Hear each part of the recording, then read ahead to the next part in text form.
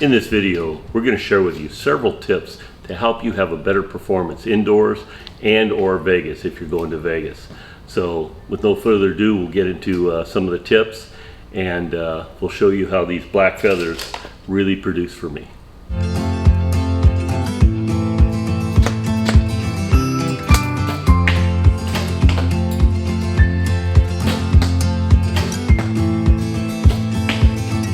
Hi guys, it's Wayne from Archery Only. Well, it's December and we're currently in our Winter Vegas League. It's that time of year where we've got several groups of people coming in on Monday nights and Tuesday nights. We probably have over 40 archers now shooting winter leagues. Winter leagues are always a blast because we lose daylight saving times. It gets dark really early and there's nothing to do. So guys make the pilgrimage. They come on into the store. They can shoot from like 7 to 9 o'clock. They shoot a full Vegas round and warm up, gets them ready for the Las Vegas shoot, which is later on this season. So we're having a blast right now. We're actually full up. We generally do leagues signups in October. So next year in October, sign up, get your spot. It's a lot of fun. So Ron wanted me to give you guys a few tips about shooting the dreaded Vegas target. So one of the things you want to do when you're shooting this target is when you're doing arrows, you're shooting outdoors, you want to shoot really bright colors. You want to shoot yellows, you want to shoot oranges and stuff so you can see your arrows in the target. This target doesn't lend itself well to that. So most of my guys right now are shooting feathers, a lot of 3-inch, a lot of 4-inch feathers, a lot of black feathers, a lot of black nocks, because when you're shooting at a multi-colored target like this, that black arrow really shows up well in the gold and in the red, so you really know where your arrows are hitting. So that's one great piece of advice. Go to dark colors when you're shooting the Vegas target. The other things guys are doing is if you're shooting bow hunter freestyle or even shooting a scope, they're using black dots in their scope because the black shows up extremely well on that yellow bullseye when you're trying to get a good sight picture. So keep that in mind when you're picking apertures, or if you're shooting a scope, go to something really dark. Some of my guys that are shooting bow hunter freestyle are shooting pins, and they'll take a Sharpie and they'll obliterate the end of the pin to make sure it's jet black so they can see it against the yellow bullseye. Another thing that comes in handy when you're shooting Vegas is you have to shoot 5 ends of arrows on the upper target, and then you're going to shoot 5 ends of arrows on the lower target.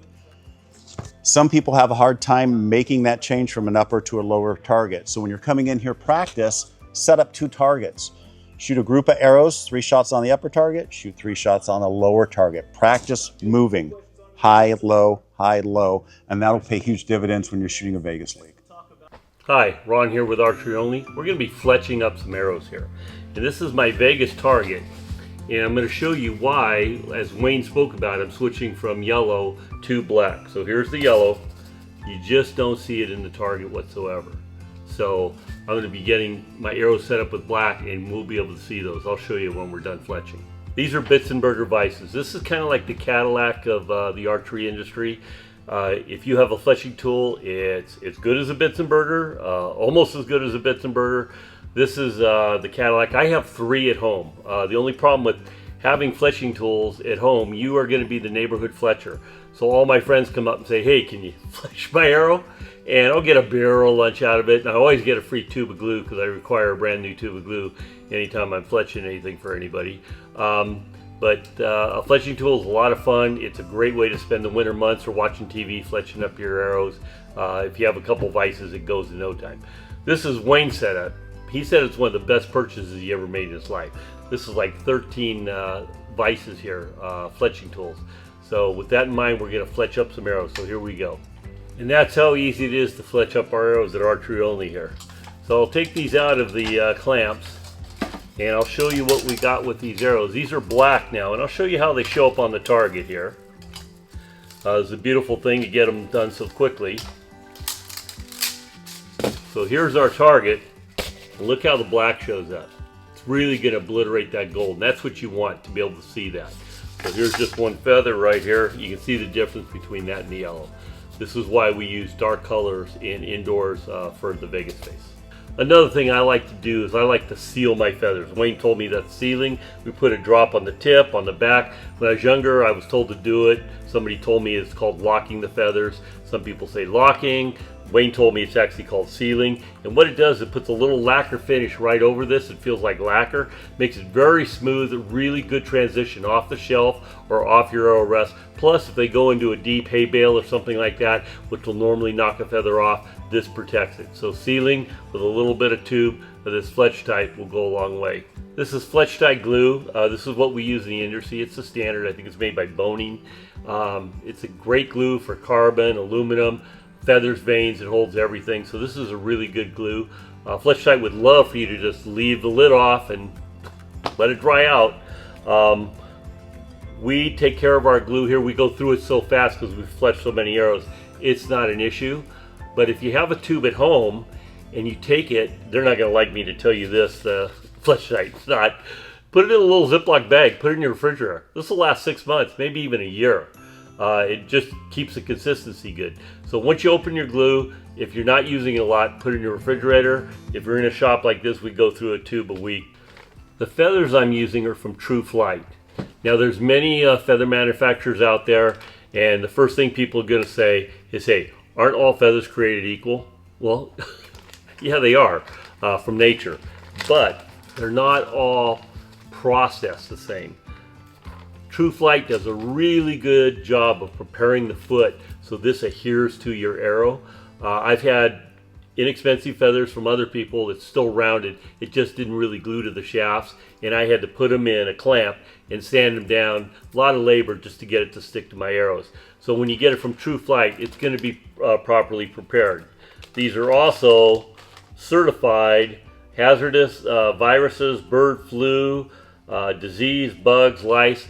It's certified that it has none of these, so these are clean feathers, which is good to know, especially if you're touching your mouth while you're fletching. You want to know you have clean feathers.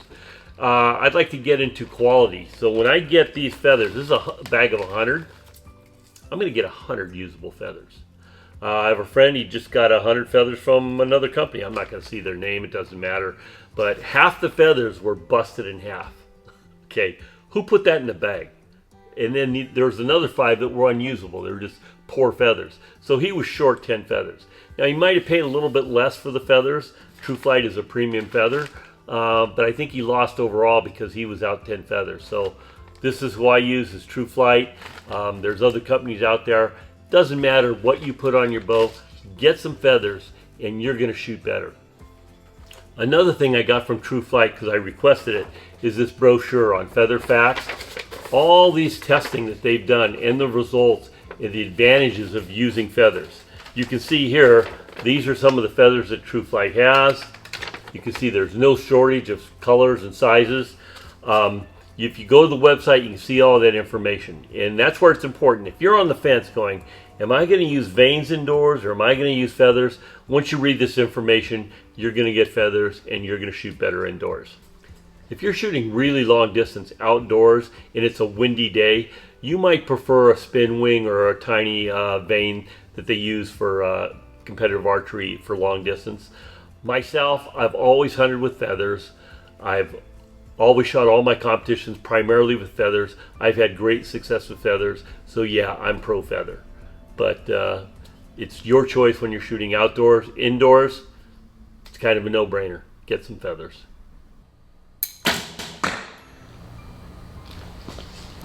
You can really see when I don't even get my best release, the feathers really correct that arrow, and I'm getting great arrow flight. So with no further ado, let's watch the rest of the video, get your tips. Here's a couple tips for Vegas. If you're going to go in to your shop and practice, that's great. Shoot a winter league. What you should probably do too at home, whether you have room or not, is practice blank bale shooting. Basically practicing your form, shooting into a target. You don't have to be 20 yards away.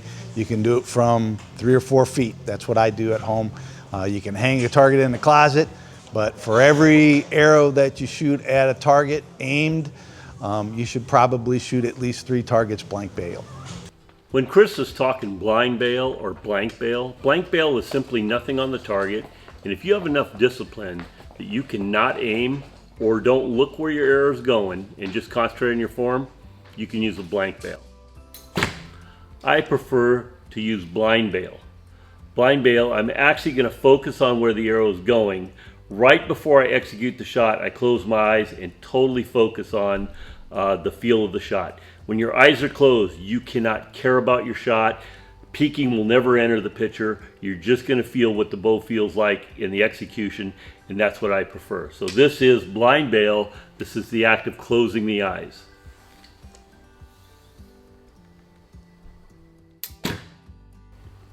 Either one will work for you. This is the best way to work on form, or one of the best ways. Obviously, blank bail is the safest because you actually have your eyes open. But if you're in your hallway at home and you have your target raised in the closet, like Chris was mentioning, and you're 3 feet away, either one's going to be safe. Enjoy shooting, work on your form. It's a new venue, so going to Vegas, I'll probably get there a day early. I'm in the same time zone, so it makes it a little bit easier. I'll get there the day ahead of time just to kind of get comfortable with the venue. If I was coming from the East Coast, I'd probably come at least a day or two ahead just so you could get used to different times. Go Feathers. Go Feathers! Yeah, Vegas. Go Feathers! Vegas. Feathers. Go Archery only! Go Vegas! Feathers! Archery only. Vegas. Hi, my name is Jacob and I'm part of the shooting staff here at Archery Only. And my tip for you is to shoot an indoor league. It will help you keep consistently practicing, consistently shooting, consistently competing, and make you a better archer even through the winter months.